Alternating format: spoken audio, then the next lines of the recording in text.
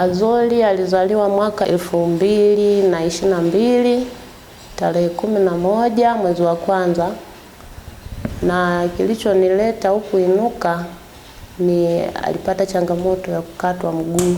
Pole sana. Asante. Hiyo changamoto ilitokea akiwa na miaka mingapi Azori, na sasa ana miaka mingapi pia? Azori alipata hiyo changamoto akiwa na umri wa wiki 3, na saizi ana mwaka huu ameshika mwaka wa 4. Hiyo changamoto ilitokana na nini? Sindano, walimchoma sindano vibaya, ndio ikatokea changamoto hiyo. Nikaenda rufaa Mbeya, ndio wakasema haiwezekani kumhudumia hivi hivi, natakiwa akatwe mguu. Nilijisikia vibaya, nililia sana.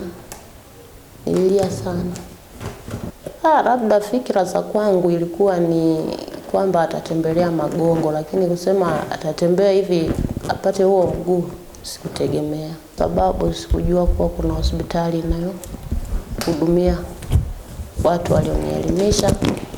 Ndio nikapata huo ujumbe, nikasema nikaja nikajiuliza huku Inuka kwa mara ya kwanza.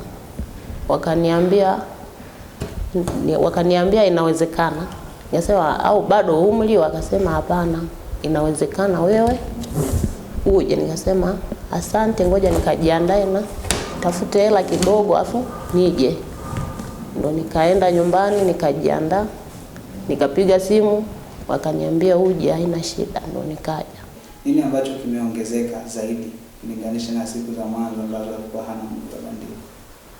Sasa hizi naona yupo vizuri, hata wenzie tu wanampenda kuliko siku za nyuma alivyokuwa hatembei. Sasa hivi naweza nikamwacha tu anacheza na wenzie, mimi nikaondoka kidogo, labda kama kuna naenda sehemu ya mbali labda ndo nambeba, lakini kama naenda jirani naenda tu namwacha anacheza na wenzie afu narudi.